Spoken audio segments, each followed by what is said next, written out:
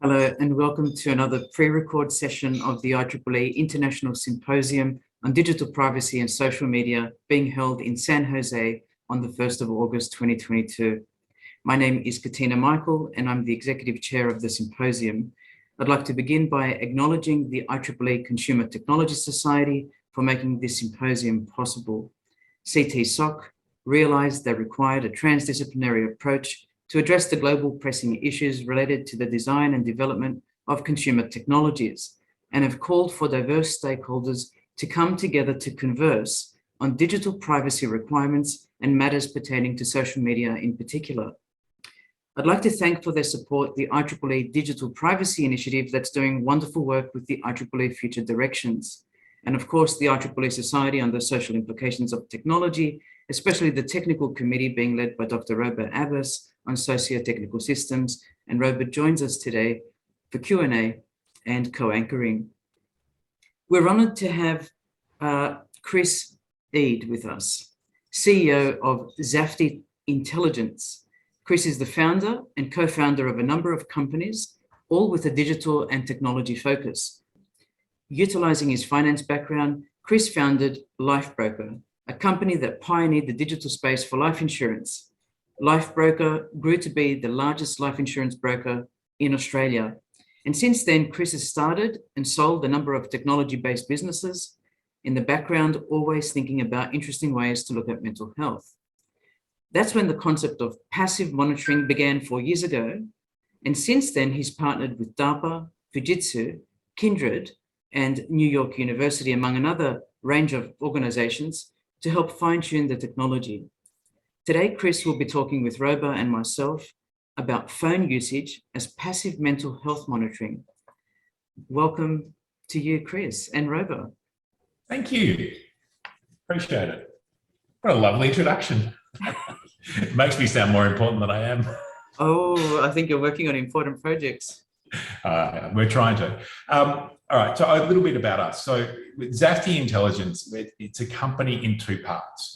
Firstly, we're a technology company and we've developed data collection from mobile devices. So when I say data collection, I mean we track phone actions such as opens, every app open, amount of time spent in apps, things like that. Secondly, we're a behavioral intelligence company. So we take the data that we've collected and we process it through a range of algorithms to predict behaviors and events. What we're trying to do is we're trying to develop a passive mental health monitoring tool. So that is where we can put something on your phone and it will collect data on you and then predict a mental health event. So in essence, it's relatively simple, but it's very complicated at the same time. So as Katina said, it started quite a few years ago and it came from a long time ago when I had a housemate. So I had a housemate who suffered from bipolar and I would see the daily struggle that they went through. It was quite horrible. They were medicated, obviously, but they would also complain that the medication made them feel a bit foggy, like the world was a bit hazy. And they always wanted that high of the manic episode. And so there's always this continual temptation to go off to get that high. And then after the high, obviously becomes the depressive episode. So I thought, given the massive change in behavior that happened to this individual when they went off medication, it cannot be that hard, well, it is a little bit hard, but it can be that hard to identify when that changes. You know, you go from being awake 14 hours a day to 20 hours a day, your steps would go up, your phone usage would be ballistic. So that was the idea. So then the problem was we had to think about how do we get this data? So we had to try and think, how can we collect phone usage data? What can I do to put on somebody's device and do it in an ethical way where we don't know who they are and everything's anonymous, but then collect that data and start analyzing it and see if we can find patterns that that could then be useful to people. So with a clear link between excessive social media usage and mental health, we decided to create an app called Antisocial. So it was created as a tool. It's a tool that allows people to compare their social media usage to other users all around the world and allows them to chart things like what's my most popular app, how many times have I opened it, how many times have I unlocked my phone today. So it was a real information service for them. And within the app, there was also 3 different blocking modes. So it was to help people if they felt like they had an issue with social media, they could just say, I need to pare it back. They could set a daily limit. They could set a schedule where, I can't access these things after 10 o'clock at night and things like that. Or if there was an urgent requirement that they needed to concentrate on study, they could just say, I want to block everything for 2 hours. And they didn't, it wasn't just social media they could block any application on their phone, essentially. So as part of the trade-off for that, we were collecting data on them, all anonymous, of course. So we don't collect any PII whatsoever. All our data is tagged against a device ID. So it's tagged to that device. We have an algorithm that we can't reverse engineer that sort of just gets aspects of the phone and creates an ID. So if someone uses that device, that's where the data is. If they get a new phone, we don't know that is the same person. The only thing we do collect from people is age and gender, because we view that as important to try to compare where they sit. So there are massive changes, massive differences in demographics in terms of phone usage. So as I said, the users are in control of their data. We cannot access people's data. So if a user contacts us and says, I'd like my data deleted, we can't do that. We can't find it. So within the app, there's a button that sort of says, delete my data, single press, everything's gone, and it's all wiped out. So to date, the app has been downloaded 960,000 times. So we've got quite a lot of users, 7 different languages. We've translated it to in about 145 countries. And obviously we've collected information on phone unlocks, every app installed on the phone, when they're open, how long they're in that application. So we have 5.5 billion data points right now, and it's growing about 150 million a month. So it is a massive, massive data pool, which is great, but also, it's a hard amount of data to deal with. So one thing, we've learned a lot over this journey. So some of the key things, as I said earlier, is there are very, very big differences across not just demographics, but across countries and cultural norms in terms of what constitutes normal behavior and what would be excessive behavior. And also the type of mix of social media people will consume or applications that they will consume. So what that meant for us in trying to analyze people is we have to get people and put them into a cluster, into a bucket kind of thing. And it's got to be a bucket that is within their country and within their demographic. So for example, an Australian female 20 to 25 has very different habits to a 50 to 55-year-old male. So we've got to be able to narrow them down and put them into not just a demographic cluster, but a behavioral cluster, which says you are really similar to these other users we have, so we can try and baseline their behavior.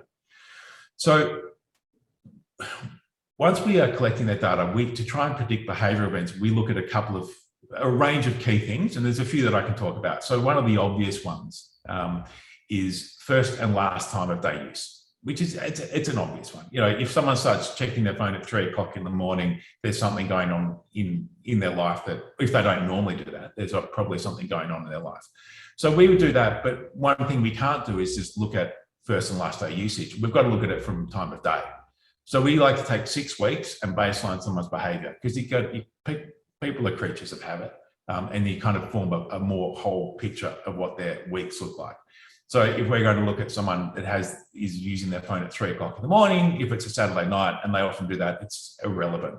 But if it's a Monday when normally they're sound asleep, it becomes something that's an instant trigger that we might want to look into to try and understand if something else is going on. We also look at the mix of applications used by category. So that's like social media, communications, gaming, that kind of stuff. And then within that, we'll look at the mix of specific applications that are used. And that would include, say, any new application that someone started looking at that normally hasn't been there. So we can see if something new is installed. So to give you a real example, if someone installs a dating application and they have no existing dating applications on their device right now, it's usually an indication of a breakup. That, okay, I'm on the market now, I'm out looking. If you combine that, and standalone might be right, but we have to look at other things. So we know that if it's a female, and this is combined with increased social media usage and increased communication, is almost certainly a breakup. So, and the reason that would be is either they are out there promoting that, look at my wonderful life now that I'm free, or stalking their ex. and quite often communicating with their friends because they're going through a tough time. Whereas males, it's actually the opposite. Communication backs right down. So it's really quite amazing some of the things we've learned. So over this time, interestingly, we haven't really promoted what we do. We sort of sit there in the background and hum along here in Australia, but we've had some very interesting companies contact us and we've worked with them. So a few years ago, we got contacted by Lockheed Martin and DARPA. So they were doing, as part of a program called the WASH program, they were trying to predict post-PTSD events in military veterans because it's obviously it's a major issue. So we worked with them for 2 years on that. Unfortunately, when COVID hit, there were changes in budget, as there were with a lot of companies or government organisations around the world, and that part of the program got suspended. We have also, as you mentioned earlier, we've worked with NYU. We've done studies with Oxford and with Stanford, where we've not just shared our data, anonymous data, we've also helped them collect data on participants in studies. So we have the ability in the app where someone can enter a code and we can extract their data based on that code and then send it off to these universities. We've also part of Fujitsu's innovation group run out of the UK. And we also have a lot of interest from the Australian government and the Australian Defence Force in what we have. They are constrained though, we don't have a final product. So they can't support something until it's final. Otherwise they would have to go to tender, which means that you're not guaranteed of anything. So they are very keen for us to be able to assist them in a range of areas, particularly the DHHS here in Victoria. Other interesting conversation we've had actually, and it's interesting because of who the two parties were. Prior to COVID, we were down the path with Pfizer, talking about creating a tool that could monitor patients going through ongoing oncology treatment. And we'd also been speaking to AstraZeneca, which is the two of them. They were very specific and they wanted an application where they could monitor females undergoing breast cancer treatment, because they said that there is almost a guarantee that there'll be a mental health event, and they wanted to work out when it was so they could help within their programs institute support at exactly the right point of time. We've also, more recently, we took the technology we have in terms of blocking applications and monitoring behaviour, and we made an application, an anti-gambling application. So we got contracted by Kindred, which is a Swedish gaming company. It's a very, very large gaming company. We originally thought it was spam, some company contacting us. You're a gambling company. Why do you want to make an anti-gambling app? And they were really clear, and they weren't just giving a lip service, that if they could take every problem gambler and get rid of them off their system, they would. So they really don't want them as clients of their company. So they contracted us to make an anti-gambling app that they could give out to help their users control their gambling habits. So we took our existing technology, we tweaked it, we changed a few things, and we allowed it to track gaming applications or gambling applications. We put a few other bells and whistles in there that really helps problem gamblers. So that would be when they install the application, we ask them, why are you installing this? So there's a range of categories, but a lot of they can select from drop down lists. So it might be, I've told my wife I've stopped gambling. I've got kids, I can't do this long term. I'm saving for a house. It'll wreck my family holiday, things like that. And we also asked them to nominate how long they think they would spend in gambling applications each day. So that allows us to baseline them against their expectations. So then we start monitoring what they're doing. And if they exceed their daily amount, we will send them a prompt saying, hey, remember you said you're saving for this, you're doing this. This is why we're trying to stop, we're trying to control your gambling. They also have an interface where they can record each day how they felt about their gambling. So whether they felt like they had it under control, whether it was a bad day, whether it was just an average day, and we can obviously track that against their actual usage to try and predict exactly this individual's behaviour. There's questionnaires in there which help you give a gambling index about how addicted you might be to things. Just like the anti-social application, there's also 3 blocking modes, but obviously it's gambling specific, where you can set a daily limit, you can set schedules, and you can just sort of block straight away. To date, we've had a couple of interesting things we've learned. One of the key ones was it's been downloaded 20,000 times, which is for a niche application over just under 12 months. We're really happy with that. And when we look at the individual's data, sometimes it's actually really hard to read because we can sort of extract over a day, this is what someone's done on their phone. And you can see some people, they are just having a really tough time with it, that they are just every hour, they are opening a gambling app. Every hour of the day for 14, 15 hours a day, opening it 30, 40 times and spending 3 hours in it. And you just look and you go, we want to just give them something that we can help. So yes, 20,000 users. However, of that, approximately 5,000 of them are, or 20,000 downloads, I should say, but approximately 5,000 of those downloads are repeat downloads. So what that says is someone has installed this application, it started telling them that they're gambling too much, monitoring them, probably a bit, maybe a bit confronting, don't want to face up to that you might have a problem, delete the app, gone. Come back later, install it, because it was obviously a valuable tool. So yeah, it's amazing. And we're also, one other thing with the data that we're picking up from there, it's interesting to see there's massive, not massive, the big differentials in countries and the way that they consume gambling. So a lot of companies, a lot of countries that might be slot sort of gaming apps or casino apps, and others it's sports betting. So for example, Australia, it's sports betting. Europe, a lot of slot machine sort of apps. So that's been a really great use of our tech. Because the goal is to use what we've made for good.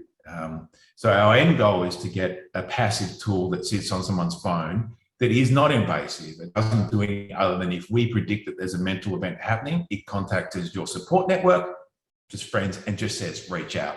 We don't want to say there's something going on in your life. We don't want to intervene much. We just want to be just one little tool that might help people. And so right now, our focus, as it's always been, is algorithms, trying to write these algorithms that we're trying to fine tune them so they're more accurate, because you don't want to give a false flag. The other challenge that we face in the work that we do is trying to work out whether we are conservative in our approach, and we really only pick where there's a definite issue going on in someone's life, or whether we go the other way. And we're trying to find where we sit in that middle, whether we go to the middle or whether we go, does it really matter if we send an alert to someone saying, hey, Chris is going through, maybe just reach out to him and say hello, and they just reach out? Probably not. So that's kind of where we're at. It's been a really good journey. We've learned a lot. It's been a lot of hard work, but we're really enjoying what we're doing, because if we can make this work, it just becomes a tool that helps people, and that's all it's got to be. That's all we want to do, essentially. And so taking corporate money along the way because they view value in this, that's what we have to do. So yeah, that's us. Thank you so much, Chris. That was an excellent presentation. I have many questions to ask you, and I might just go back to the beginning of your presentation. I was quite intrigued to hear that you developed, or your app was inspired by the lived experience of a roommate. And that's a really good starting point. In a lot of the work that Katina and I do, we talk about the importance of lived experience as related to professional expertise, and that both are important. To what extent do you focus on that lived experience? Have you collected any other such examples along the way that have informed how you've developed a next iteration of the tool? Well, so the gambling one's probably the same. It's a very similar lived experience. I mean, I know someone very close to me that actually does have a gambling problem. I didn't really ever put that connection together. I think we could use this that way until Kindred contacted me. And we said, yeah, makes complete sense. But the lived experience with the housemate, there wasn't just the housemate, there was also a person that worked for me once that really, really struggled with a few things like that. And again, bipolar. But we were very accommodating, so you can have the day off, you can do this. But you just look and you just think, surely there's something we can do to help people. The problem you have is someone, they don't want help, I guess, is probably the key thing. I know what I'm doing, I've gone off medication, I'm having a great time. When they need help is when all the bad stuff starts to happen straight after that. And so you can't help someone if they don't want help. But if you've got a network of people that are ready to intervene when they need it, when they won't ask for it, that's what happens. And that's one thing we learned from that. So if they don't want it, when they need it. No, they don't know how to ask for it, I guess. So you've got to be able to give someone help when they just require it. Sure. So it's almost like you're observing that lived experience and translating that into something within the app rather than integrating the person in the development of the app. Is that correct in this particular context? Yes, spot on. So if I go back to the housemate experience, when they were going through a manic episode, there's nothing you can do. You can't say you need to do this, you need to do that, because they're in this high, I guess is how you describe it. And so you just have to sit back and be ready for when the crash happens, and be ready to support them at that point in time. So that's kind of, it's that you've got to take that and translate it into what we're trying to do within the application. Sure. And in doing that translation process, how much of that do you think can be translated to other app development environments? So would you encourage the focus on this lived experience? Would you consider in the future integrating more of that lived experience in your own development cycles? What are your thoughts in general? Well, so the one thing I really liked about the DARPA work that we're doing with the PTSD is that was paired with ground truth data.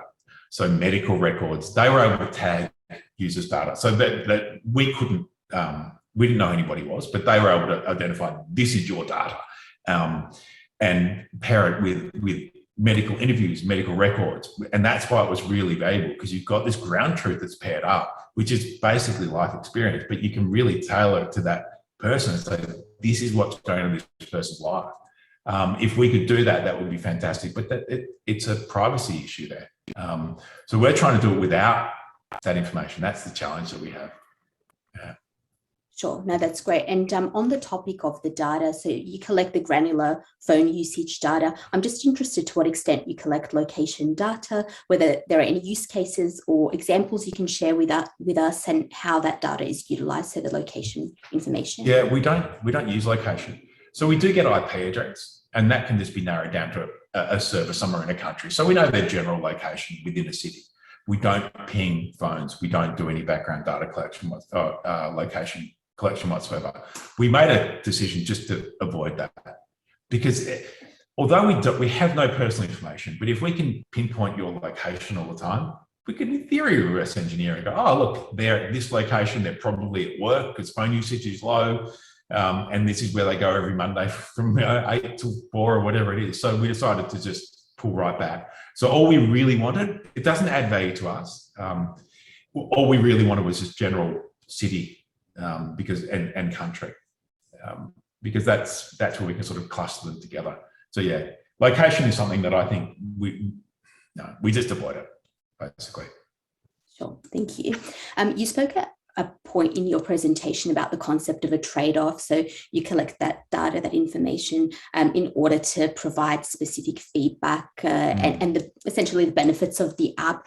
And as you were speaking, your presentation reminded me of a study that I read last year about, I think it was in Computers in Human Behavior, the journal, and it was about comfortability in the context of the passive collection of smartphone data. And in that study, there were many outcomes, but two that sort of stuck in my mind were conclusions around the positive relationship between comfortability and feedback regarding health. And you spoke about those false flags. So are you going to be conservative or not? And the second outcome conclusion was to do with trust in the app provider and the control that individuals have over their data. I was hoping you'd be able to speak to those points. So a bit more detail about the feedback that you provide to the app users, and also how you approach the topic of trust and also control, which you did touch on the latter as part of your presentation. Yeah. Anything else that you can provide would be great. No, I mean, it was the user flow is what we call it when someone installs the application. We're very clear in telling them this is what data we're collecting, this is what we're using it for, that it is anonymous and that they're in control. So we actually, the first time you saw it, you get a screenshot saying if you want to delete your data, you go here, you press delete, and it's all gone. Because, there are, it's probably less now, but 4 years ago, there were a lot of apps out there that were just data harvesting apps, just ripping every little bit of data they could out of your device in the background. Google Play and Apple didn't really have that data privacy down. They've changed a lot over the last few years in terms of you can't just go carte blanche and get every access to every service. And now you've got to ask for permissions, and even on Google Play, you have to explain why you're collecting that data, what you're doing that for. So interestingly, the consumer's getting more trust from the app stores now as well. So it's not just us. We want to put it up front saying, this is what we're doing with your data. We're also upfront that we will share anonymous data with universities and research organizations, because we've been told we get comments on Google Play sort of saying, you're harvesting data and you're selling it. So we're not. We're just using it for research. This is our end goal. So yeah, we're trying to be upfront saying, there is a trade-off. We're trying to give you a tool. We want to collect your anonymous data. All we ask from you is genuine information on age bracket and gender so that we can try and actually further our work. And it works well. People aren't complaining about it. They don't mind. And again, if you don't want to, just delete the application. We don't mind. We really don't mind. But we don't find people are installing it and removing it instantly. They're leaving it there. And then there's a person that's had it on their phone for 3.5 years. They're the longest person that's had it. And I actually know who they are only because they contacted us saying, I've used your app for 3 years now. I love it. It's like, what? That's incredible. So it's actually, we can tag their data because they're the oldest user.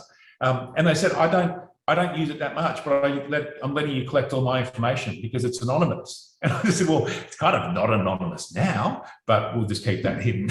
But it's amazing. She understood that what we're trying to do, our end goal, and said, I'm happy to give you this data. I really am. If you think that you can create a tool based on this data, then go for it. Yeah.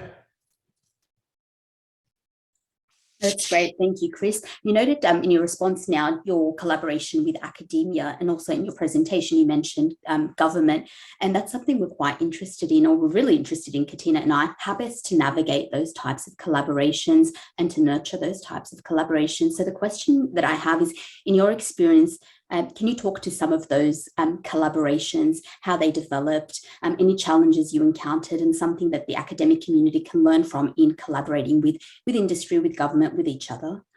Yeah, sure. The NYU one was probably the most interesting one. So that came through Katina, an introduction. That was where, and this is where we actually changed the application to help what their requirements were. So because data is anonymous, we created the ability to do in the application, enter a group code, and that code meant we can, using that number, your data could be extracted out and sent over and pulled out and in detail, in granular detail.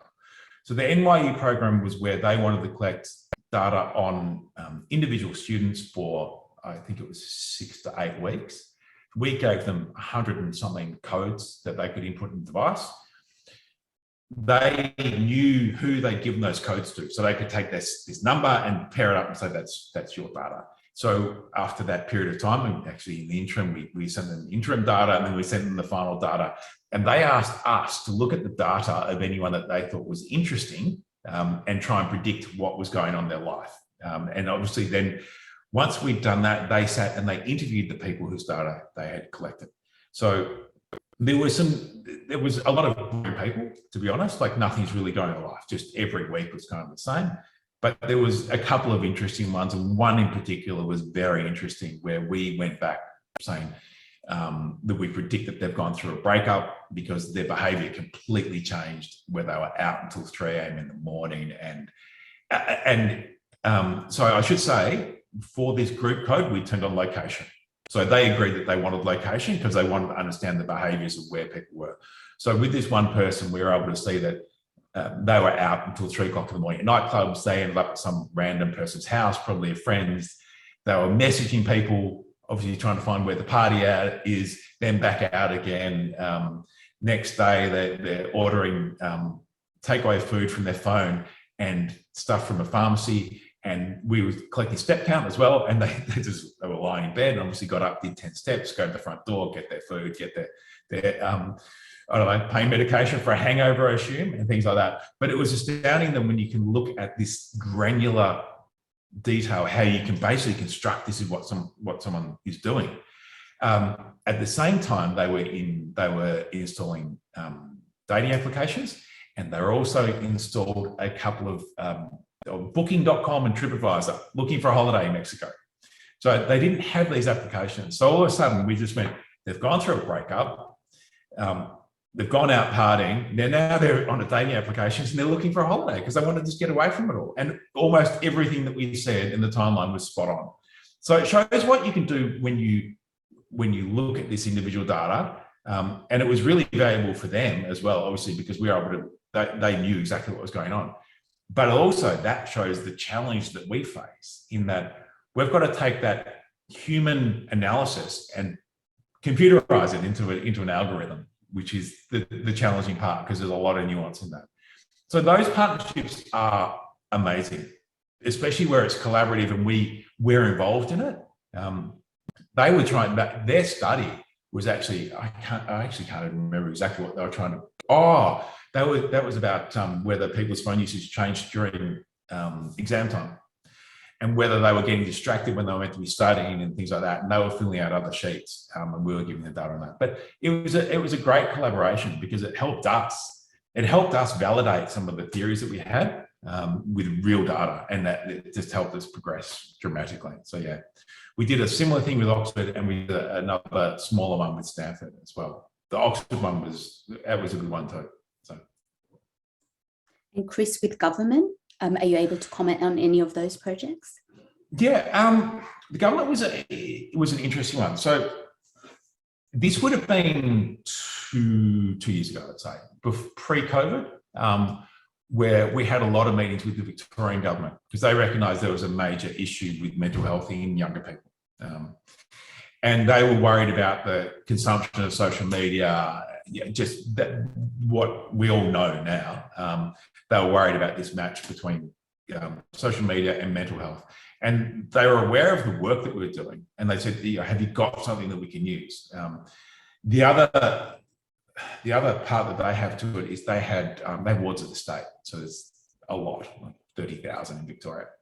And they wanted to give a tool that could help them. Because if they're over a certain age, the government gives them a phone and helps them with that. It's all provided to them. And they wanted to be able to have some sort of monitoring on that so they could know if something was going on with that child, particularly if they were a foster child and then went back to their home, if there was an issue, because you'd be able to identify it very quickly. So we said, yes, absolutely, it's possible, but we're just not quite there yet. So those discussions have continued, and as I said, they are waiting for us to sort of have a final product so they could use this. The Defence Force was through DARPA because obviously the Australian Defence Force has the same issues as every military around the world, which is PTSD. And so we went up to Canberra and met with them, and they, again, very, very keen. But they want to, as with everybody, you give me a product, I'll just buy it and we'll use it. But we can't give someone a product until it's really accurate. That's the challenge. I'm not going to go out there and just sort of, here, it's ready, and it doesn't work. So, yeah. So, yeah, it's unusual because we keep getting approached by people. I honestly don't know how they find us, but it's continual. There's always people contacting us. We don't do promotion. I don't do really anything. I just sit here away and work, but constantly contacted by people. So it's good.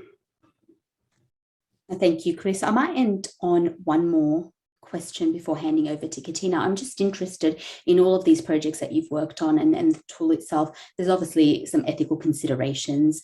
Has your approach to or perspective on ethics changed or evolved? And can you comment on anything to do with the ethical considerations in general?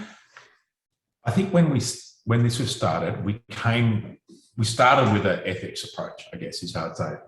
This wasn't to data harvest and sell data. It was always, this is how we want to do it in the right way. Now, Katina knows this. So I've spoken to Katina and she almost helped guide exactly how we did it. So we had an application, but then Katina said, this is really, if you want to operate at the high level, high bar in terms of data usage and privacy and things like this is what you need to do. And we implemented all that across the app. So I'd say before there were data privacy rules about being able to delete your own data and all that kind of stuff, we had all that. So when all that was rolled out, it's like, well, this is what we're already doing. That we were really clear with every person that what we're using the data for, that it is anonymous and things like that. And it was baked in from the start.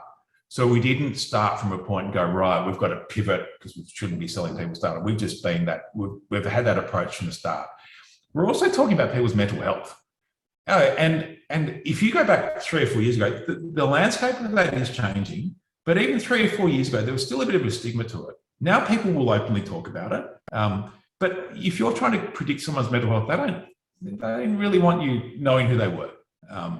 And so we just went, if we want people to trust us, we've got to do this, and that's what we did. So yeah, a lot of that has Katina to thank for. So it's really helped guide us in what we're doing. Thanks so much, Chris, and over to you, Katina. I have so many questions. You know, we lost touch there for maybe 1.5 years or so, but I have been, you know, looking at the developments from afar from ASU. I was once contacted years before you reached out to be an ambassador of antisocial.io from a policing organisation in Queensland that was looking at suicide prevention, social media, and the way we could actually monitor, you know, to help. And my issue was that the schools that had adopted these technologies hadn't informed parents or students, you know, that this kind of pervasive monitoring was happening, and it's still going on, interestingly. I won't name the particular school association related to this, but in Queensland in particular. But you can see why people would be keen on reducing the number of suicides in our young people. And it then becomes like a chicken and egg problem. You know, we've got this amazing tool now called a mobile phone or a smartphone, which allows us to do this kind of monitoring. And, you know, you have to ask the question, well, if it wasn't there, would we have to monitor as much? You know, how much of this is the smartphone addiction? You know, and so are we going to investigate this? And after about 5 years go, you know what? This thing that we developed called the smartphone, that was the brainwave of Apple and Steve Jobs, and you know, this amazing thing that's happening, is that the right thing that we should be using? You know, are we using it the right way? I mean, the genie is out of the bottle, but I also look at other form factors, Chris. Do we really need to be carrying this big wedge, you know, we call the smartphone, with us, or are implants going to do this monitoring for us? Looking at steps, you know, tell me where you think the future of this is going. Yeah, you know what? There is a real swing right now with data, where people are saying, that's my data. If you want to use it, you can almost, can I monetize my own data? I'm intrigued on this. I want to know, as an individual, if Facebook wants to know everything I'm doing because they want to show me targeted ads, well, you're making money from that. You give me part of that money, and I'm willing to look at targeted ads. So I'm intrigued. There's not just data protection, but there's that, this is my data set. I'm happy to monetize that if I can, if it's right for you, if it's going to be used in the right way. And I wonder if that's where we're going to get to. I watch it closely. There's over the last few years, there's been a lot of change in the data protection and how you collect things and all that kind of globally. So that will probably continue to get tighter. The social media and the impact of phones is phone usage. I mean, obviously we have data from 4 years ago, and phone usage on the average person has gone up an hour a day over the last 18 months. So people are using this for 4 or 5 hours a day, depending on where you are. 4 or 5 hours of screen time, you know. And I've got to say, I'm guilty of it. I know if I'm watching a TV show, if it's boring, well, I've got something else in the other hand, you know. I wonder whether it's overshot, like some things, and whether it will come right back. But in saying that, it probably won't, because you've got too many vested interests in making sure we use these things and consume them. So you've got manufacturers, and you've got obviously app developers who want to make it as sticky as possible for you to leave that. TikTok is probably an incredible example, and they are sticky. Like, I can look at usage of TikTok, and it has exploded among the people we track. And it's not just the app installation base; it's the amount of time in application. And that would be because they have an exceptionally good algorithm that shows you exactly what you want to see over and over and over again. So yeah, you're fighting a battle against these companies that are making stuff to hook you in deeper. Yeah, I hope that it doesn't get worse, because it is a bit of an issue. You know, everywhere you look, people just looking at their phones everywhere. You don't stand at the bus stop and look at, or a train stop and look at the world go by now. You're looking at your phone. People at traffic lights and cars, they're just looking at their phone. So I hope it sort of comes back to some sort of normal social interactions, but who knows, you know. I have so many thoughts on some of the things we were looking at, and we mentioned ethics and privacy a moment ago. You were open to these questions. I remember when you approached me to be an ambassador, you know, I was thinking, you know, am I being used in a way because of my outspokenness on the importance of privacy and security? And you know, we drafted something, I think it was 3 pages long. I have to find the original contract. This is a voluntary ambassador position, which I wanted to do because I believed you. I believed in the concept of antisocial.io. I had looked at other applications out there in the market, and I was commentating on it. And when you were so open to ensuring that I knew when the app was off, because I was on one of the first trials, right? I was on and was putting it through its motions. I remember as I was traveling throughout New South Wales at the time. And we are looking at things like knowing every time someone unlocks their phone, knowing which apps they open, which they download, and which they, you know, remove and then download again, the time spent in the app, every the battery percentage and how it's used, steps and movement sensors that are in there, the heart rate, the gender, the age bracket, the phone model, the carrier network, the Bluetooth connections. Every event is time-stamped and linked together for analysis, right? So 5.5 billion data points. Dr. Abbas and I were working on an early sort of project of this, looking at location-based services back in 2007, 8, 9, 10, 11, 12 in particular, where we collected data at the time, and we got ethics approval internally. So we both knew it was possible to do that, but that just reaffirms and validates the experience we had with 52 subjects, humans, that were carrying different types of track sticks and mobile phones taking their location coordinates over time.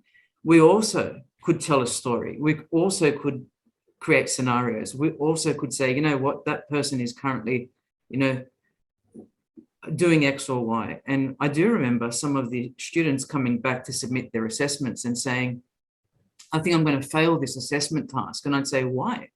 Oh, because all my friends did 10,000 steps this weekend and I did about 400. And the reason why he did 400 was because he was doing his research to submit his assessment, right? Whereas everyone else was having a bit of a party time, enjoying, you know, the outdoors, of course. But it did say something to the individual. Do I advocate for 400 steps or 10,000? I'd rather you do 10,000 over a weekend. But this student was saying, I think I've failed. So instead of the data, you know, encouraging him to say, you know, keep walking and try and do a bit more walking, was making him almost depressed. So he came long-faced and said, I'm going to fail this. I said, why, you're going to fail because you didn't do the number of steps? But that's the kind of thing that we witnessed. But the scenarios were very telling, and the location element, beyond the ID, you know, I think there have been reports in the US that say with 4 location points in any given day, you can identify who the person is. It's very, very telling. It's very, very, because you know what they've done, you know where they've frequented, they possibly even know who they've been with, if they've picked somebody up along the route to actually get to a destination. But comment for us on the Google Android device versus the Apple device and the limits we struck at the time of development. Yeah, so it's really important that we talk about, our app is Android based, because Android is a more open platform where you can control things, and we can if someone tries to open an application, we can block it. We can say this app has been blocked because you've asked us to. If you want to unlock it, unlock it in 2 hours, kind of thing. And we can collect the data that we want to collect. Apple, we cannot do anything. We cannot access this data no matter what we try. It's a closed system. They're not open to it. They are using, I would almost be certain that they are collecting this data. Well, they have to be. So if you look at they've got a thing you can put on phones, screen time. On iPads, it shows basically what we collect. So they're collecting it, but they will not allow external parties into that. So it doesn't matter because, you know, there are Android users in the world. Up through Asia, it's sort of 70, 80%. Australia is an anomaly because we're a very high iPhone user country.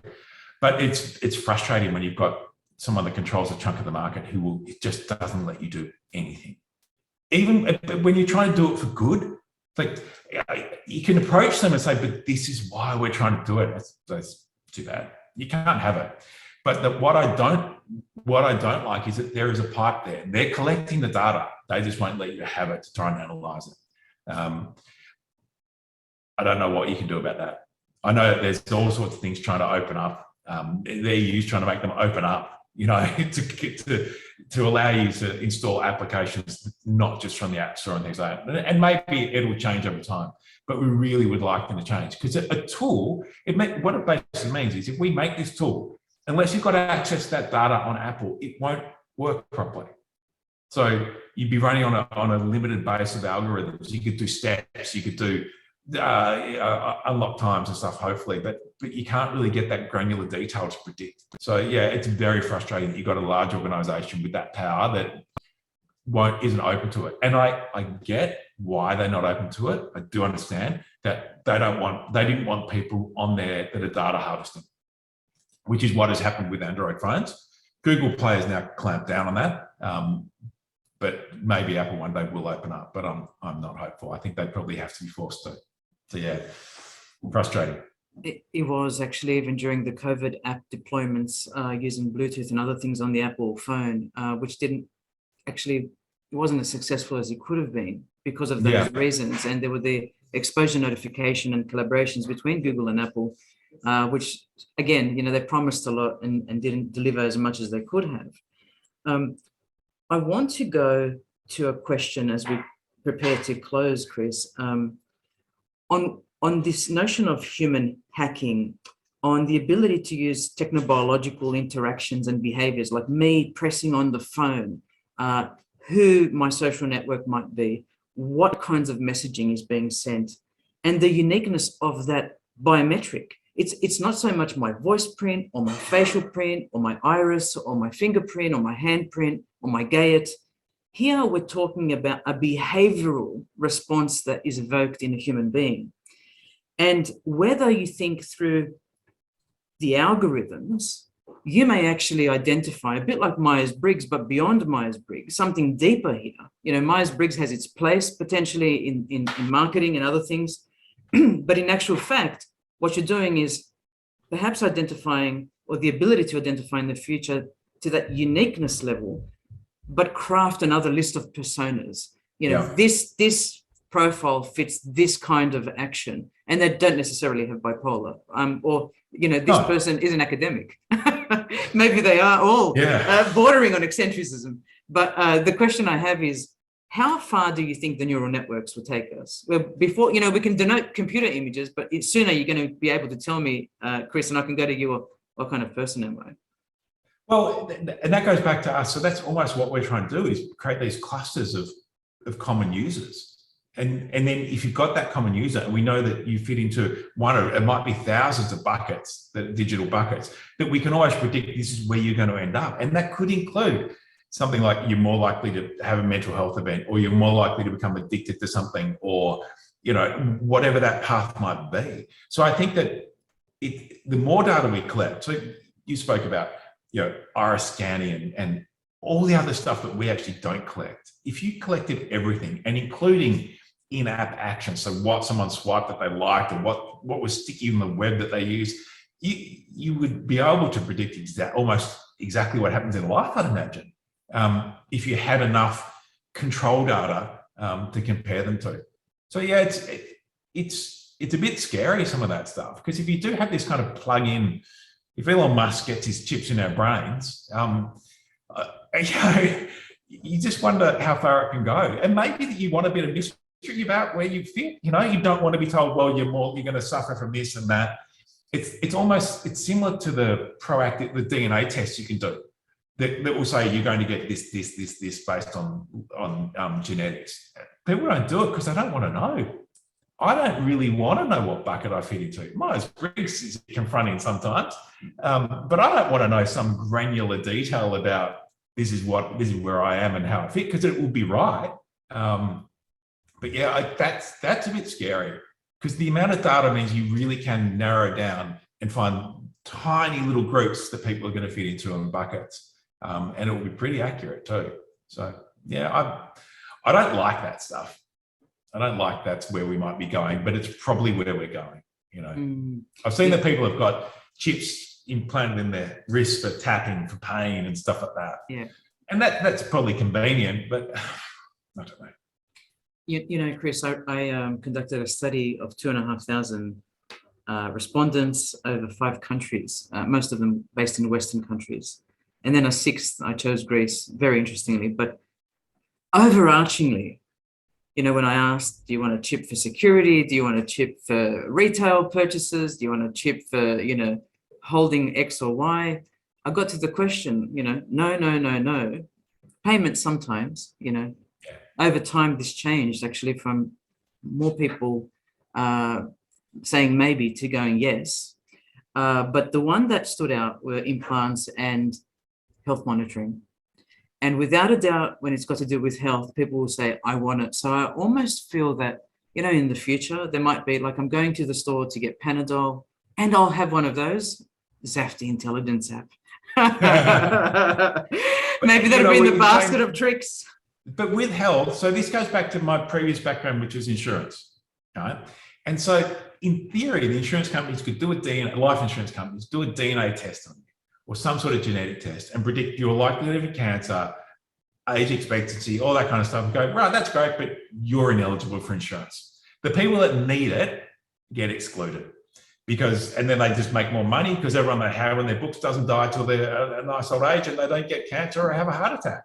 And it's kind of similar. You'll get this, then you can get this segregation where it's like, you don't fit, you know, you get, yeah. That's what I don't like about it, you know. So I'm going to ask you a question that I've asked everybody. Okay. If you had one message for Silicon Valley, what would it be? Ooh. Use technology for good. That's it. Like, there really is. Like if you're Instagram and you're trying to make people stick on your app, maybe just give them a break. Don't make it addictive. You know, don't do things to control their lives. There's more to life than just making money from advertising, you know. The other thing I'm a little bit odd some things, but I sometimes think you don't have to grow just to grow. You know, if you're a big organization, you're making money, you just sit there and make money. You don't need to keep doing things that are borderline unethical to make more money. But yeah, use technology for good. That's it. It's simple. Roba, any final remarks from you? No, thank you, Chris. That was very insightful. Thank you so much for your time today. Thank you, Katina. You're welcome. Thank you very much to our guest, Chris Eade of Zafty Intelligence. Well, we've gone through a whirlwind of a discussion there, all the way from the importance of how do we use data for positive uses right through to future applications and where this technology could go and how it might help us in our health endeavors. If you're interested in a presentation like the one that Chris just delivered, please join us in the IEEE International Symposium on Digital Privacy and Social Media on the 1st of August in San Jose, California. We thank our silver patron, the Prototype Company, who has covered lunch for us and will be speaking on AI workers with respect to social media. If you'd like to visit and find out more about the societies that have supported the conference and sponsored the conference, both technically and financially, please reach out to the Consumer Technology Society, the IEEE Digital Privacy Initiative, the Society on the Social Implications of Technology, and the IEEE Future Directions Committee. On behalf of myself and Dr. Roba Abbas, again, thank you to Chris Eade, and we'll speak again. Thank you.